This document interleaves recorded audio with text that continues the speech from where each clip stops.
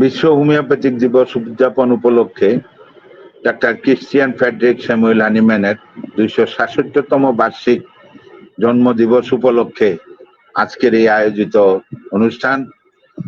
আজকে হোমিওপ্যাথিক রেপার্টরির ক্রম বিকাশ নিয়ে আলোচনা করবেন ভারত এবং বাংলাদেশের আমাদের অত্যন্ত বিখ্যাত চিকিৎসক ডাক্তার রবিন বর্মন সাহেব।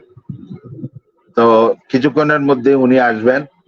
তো হয়তো এখানে অনেকেই জানেন এই হোমিওপ্যাথিক রেপার্টরির শিক্ষা নিয়ে আমার লেখা একটি বই আছে বাজারে, যদিও এটা এখন ফটোকপি বই পাওয়া যায়। ওটার ভিতর অন্ততপক্ষে হ্যানিম্যান থেকে শুরু করে প্রায় 2002 সন পর্যন্ত হোমিওপ্যাথিক রেপার্টরির কি উন্নয়ন ঘটেছে তা সম্পর্কে আমি কিঞ্চিত ধারণা দিতে চেষ্টা করেছিলাম এবং প্রায় 350-এর মতন প্রকাশিত রেপার্টরির নাম, তালিকা ইত্যাদি প্রদান করেছিলাম। যাই হোক, সম্ভব আমরা ডাক্তার রবিন বর্মন সাহেবের কাছ থেকে হোমিওপ্যাথিক রেপার্টরির ক্রম বিকাশ নিয়ে বিস্তারিত শুনব। তবে এটুকু বলি, হ্যানিম্যান সাহেব ম্যাথমেটিক্যাল লিপিবদ্ধ করলেন। তিনি দেখতে পেলেন যে ম্যাথমেটিক্যাল লক্ষণরাজি বিশাল, এত বিশাল লক্ষণরাজি সর্বদা স্মরণে রেখে হোমিওপ্যাথিক চিকিৎসা করা প্রায় অসম্ভব একটি কাজ। যদিও হ্যানিম্যান ড্রাগ প্রুভিং এর সাথে জড়িত ছিলেন, প্রতিটা ঔষধের প্রতিটা লক্ষণের সাথে তিনি নিজে ব্যক্তিগতভাবে পরিচয় ছিলেন। যাই হোক, তিনি অর্গানন সংস্করণ, ক্রনিক ডিজিজ লিপিবদ্ধ এবং ড্রাগ প্রুভিং ইত্যাদি কাজ করার ফাঁকে ফাঁকে তিনি এই ম্যাথমেটিক্যাল লক্ষণাবলীকে সুশৃঙ্খল ভাবে লিপিবদ্ধ করার একটি প্রয়াস নেন এবং পরবর্তীতে প্রায় 4339 পৃষ্ঠার একটি রেপার্টরি গ্রন্থ রচনা করেছিলেন।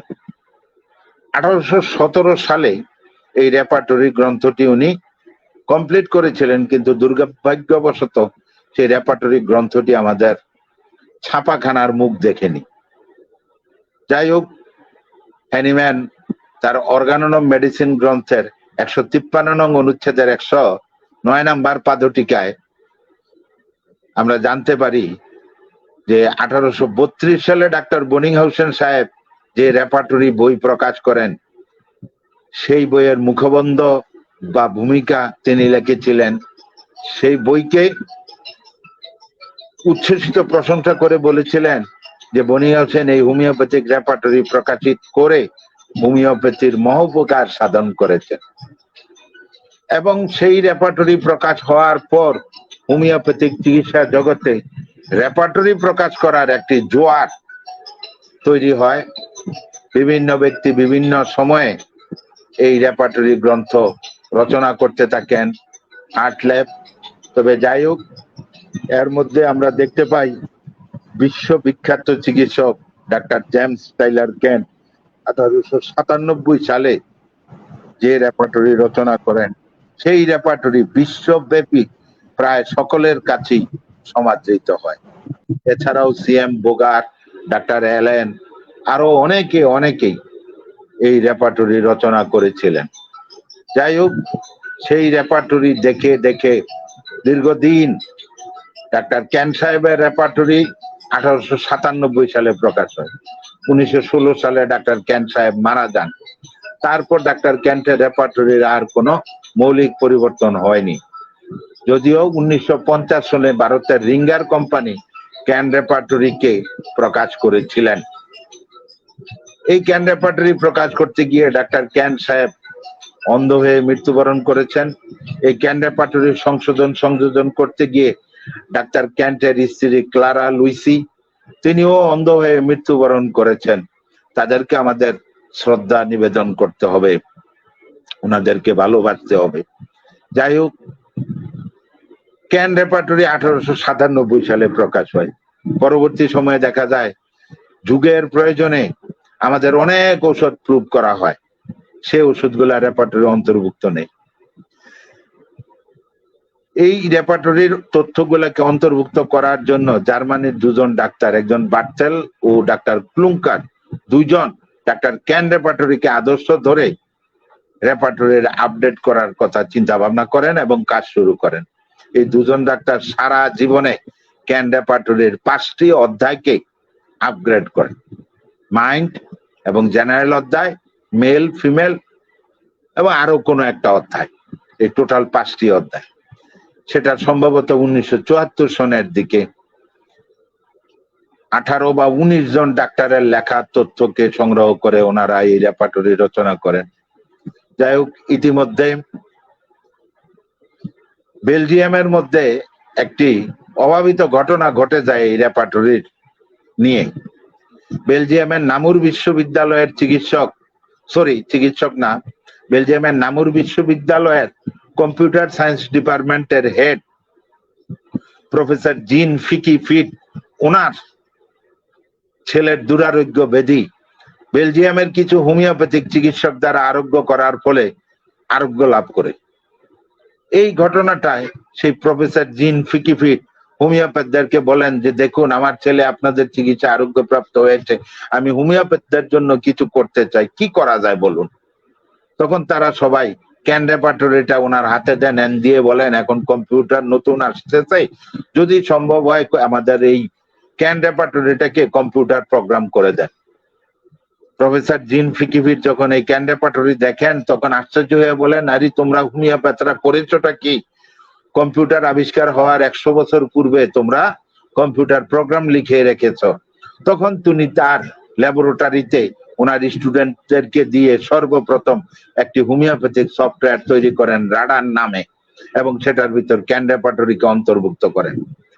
পরবর্তীতে সেই ক্যান রেপার্টরিকে আরো আপগ্রেড করার জন্য বিশ্ববিখ্যাত ডাক্তার প্রফেসর ডক্টর জর্জ ভিতলকাস, ওনার শিষ্য ফ্রেডরিক সোয়েন্স সহ সারা বিশ্বের প্রায় 3800 ডাক্তার এর মধ্যে সংযোগ, মানে কি তারা এই টিমের মধ্যে জড়িত হন এবং রাডার সফটওয়্যারের অন্তর্ভুক্ত হিসাবে সিনথেসিস রেপার্টরি নামে একটি রেপার্টরি রচনা করেন। যে সিনথেসিস রেপার্টরিটা ইতিমধ্যে 10টি সংস্করণ হয়েছে, যার মধ্যে আমরা জানি ক্যান রেপার্টরিতে 672টি ওষুধ, 75,000 রোগ লক্ষণ আছে। আর বর্তমান সিনথেসিস রেপার্টরির মধ্যে 1,50,000 রোগ লক্ষণ প্লাস ওর মধ্যে 4,000-এর মতন ঔষধ অন্তর্ভুক্ত করা হয়েছে। ক্যান রেপার্টরিতে বাদ পড়া ঔষধ, ক্যান রেপার্টরিতে বাদ পড়া লক্ষণ, ক্যান রেপার্টরিতে গ্রেডিং হিসাবে হয়তো ভিন্ন ভাবে উপস্থাপিত হয়েছে সে জাতীয়, এইভাবে ক্যান রেপার্টরিতে প্রায় 50,000 জায়গায় ওনারা সংশোধন, সংযোজন, পরিবর্তন, পরিমার্জন করে এই সিনথেসিস রেপার্টরি রচনা করেছে। এছাড়াও